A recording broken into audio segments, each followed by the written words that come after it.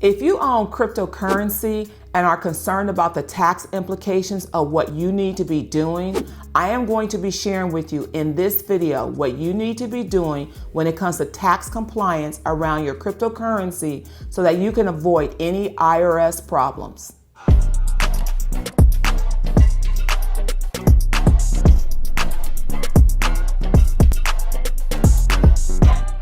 As many of you guys know, just like real estate, just like money, cryptocurrency is here to stay. It is the new way that people are investing. It is a new way that people are paying for goods and services. So what does that really mean for all of us? What that means is that because it's the new way, IRS has started a new department focused strictly on cryptocurrency. And they are focusing on cryptocurrency as an investment, because they know people are investing in crypto. They're doing it without providing their social security numbers. And so IRS has started a task force that is focused on how they can track cryptocurrency as they're buying it on these different apps. Also, IRS knows that cryptocurrency is being used to buy goods and services and to pay for things. So in that task force, part of that department is going to be looking at how they can track those items as well. In addition to that, companies are looking at using cryptocurrency to raise capital, to raise funds for their businesses. So part of that new division that IRS has set up is going to be also covering cryptocurrency as a fundraising mechanism for business owners. I want to make sure that I cover for you some of the top questions and top concerns that I get when people ask me about cryptocurrency. The first question that IRS is looking at, and one of the questions that I get all the time, is how is my cryptocurrency going to be taxed? This is really important. And because of this, you really, as an investor in cryptocurrency, have to do a really good job of keeping track yourself of how much money you're putting into crypto.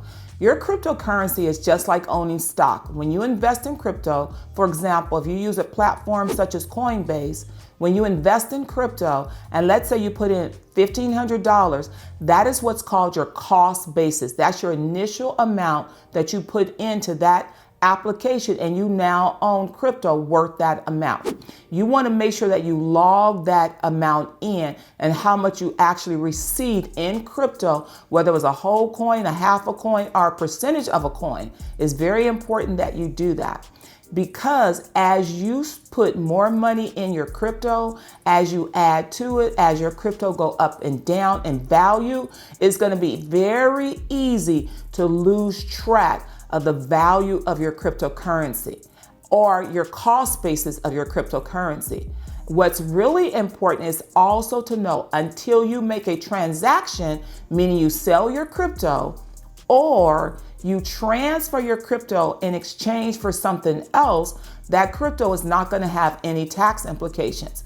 But when you make that transfer, that crypto will have tax implications, and it will be a sale just as if you were selling stock, and it will be taxed as either a long-term capital gain or a short-term capital gain, depending on whether you held it for 1 year and a day or for less than a year.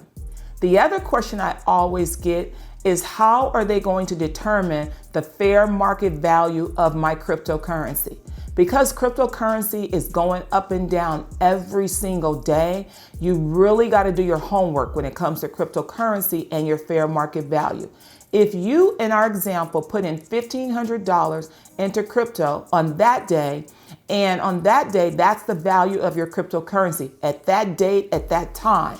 But on any given moment when those values change, it's going to be whatever the value is on the day at the time you made the transaction. Not just the day, but at the time that you made the transaction. That's really important. That's a little bit different from our stock, right? Because our stock is the fair market value on the close of any given day. But crypto goes up and down. So now IRS has added an additional element where it has to be the time. So anytime you're transacting with crypto, you want to make sure you're able to log the time. That's going to be very important. The other question that I get is, what happens if I exchange my crypto for services? If you exchange your crypto for services, whatever the value is of your crypto on the date of that exchange, that means that that is how much you paid for those services. Allow me to give you an example. Let's say that it's 12 p.m. Eastern Standard Time and I transferred cryptocurrency in the amount of $1,500 in exchange for marketing services. That value of those marketing services that I paid for is $1,500 because that was the value of the crypto at the moment that I made the exchange. Making sure that we are tracking that is going to be very important. And you want to make sure that you document those things appropriately. But here's something else you have to consider. Remember, I talked to you about the value of your crypto. Let's say, for example, that you made an exchange of $1,500, but in that example, that you only initially purchased that crypto for $1,000. You purchased it for $1,000. That's your cost basis.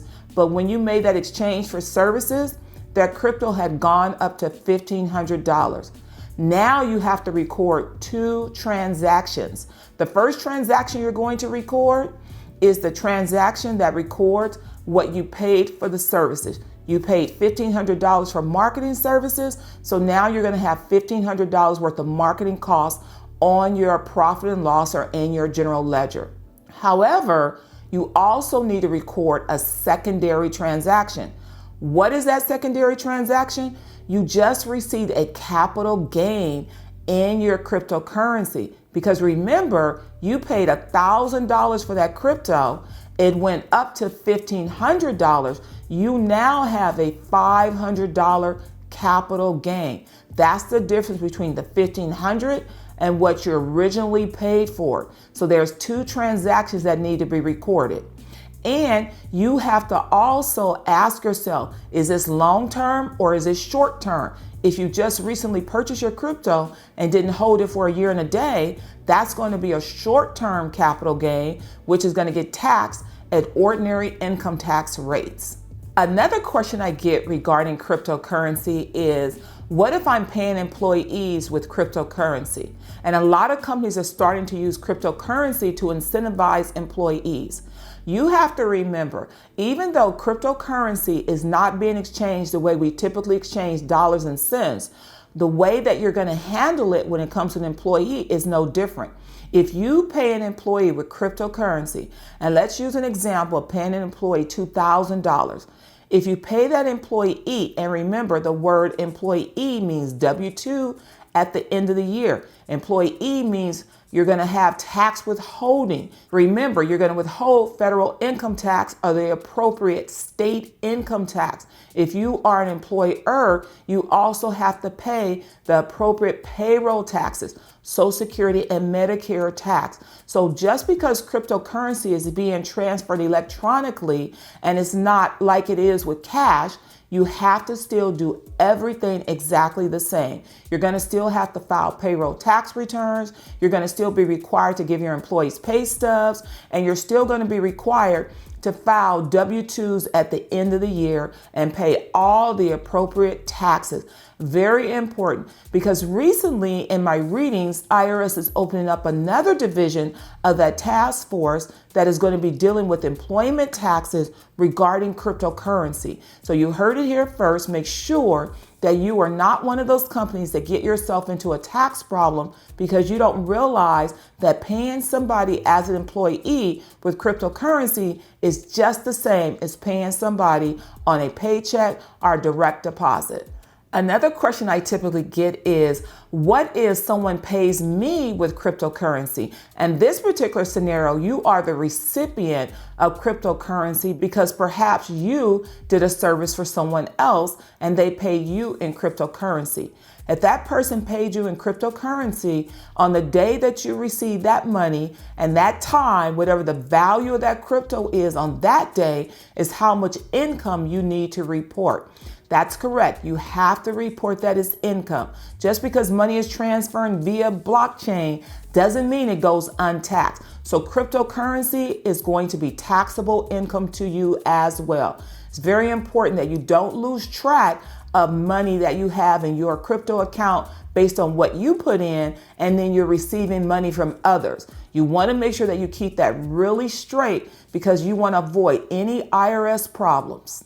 If you are a third-party vendor or you are settling crypto transactions, you also have to make sure that you are doing the appropriate reporting too. I get this question often. Many people are asking me, Karla, if I'm a settlement type of company, do I have to do any IRS reporting? You certainly do, just like a merchant account. If you have a merchant account and transactions are going through the merchant accounts like Square or PayPal, they're issuing what's called a 1099-K at the end of the year, showing how much that you actually paid to individual businesses. Well, it's going to be the same thing if somebody is settling cryptocurrency. You have to report to IRS how much you settled on behalf of individuals. The threshold for reporting is if you are reporting more than 200 transactions, or if any one transaction exceeds $20,000, you have to do a reporting. So what that basically means, if you are paying out to any one individual more than 200 transactions, or those transactions equal 20,000 or more, you have to report that to IRS to let them know that you paid out somebody in that amount.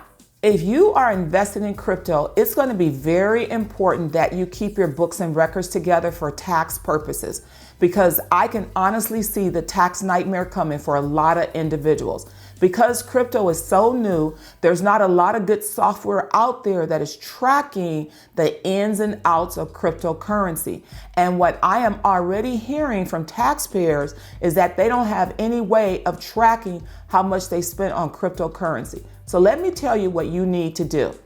I am going to recommend that you're going to go back from the beginning of time, from January all the way through December, and you're going to look through and see how much money you transferred over to your crypto accounts. That's going to be very important because you need to track your cost basis. If it comes time to get your tax returns done, your accountants are going to be asking you for this information. And as accountants, we want to make sure we're keeping our taxpayers safe. We want the information that we provide to the IRS to make sense. And if it doesn't get past us, it's not going to get past the IRS. So it's going to be very important that you do that. In addition to that, we're going to also want to know if you transferred any cryptocurrency to pay for any services, the date and time in which you did that, and the value of that currency on that particular date and time. I know it may seem like a tedious task, but I am going to tell you, save yourself the heartache to track it now. Why am I saying that to you?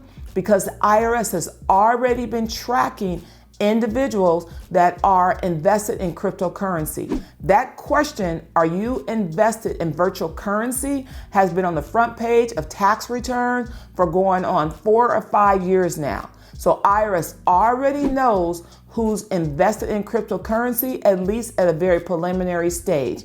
And anytime anything new happens, the audits follow 3 years later. So I want to make sure that you don't get yourself in a tax slinky by not knowing what to do. I am expecting that audits of cryptocurrency are going to come in 2023 or the tail end of 2022. You want to be prepared for that, so make sure you go back to all of your bank accounts that you've ever utilized when it comes to cryptocurrency. If you enjoyed this video, make sure you like, comment, and subscribe, and I will see you on the next video.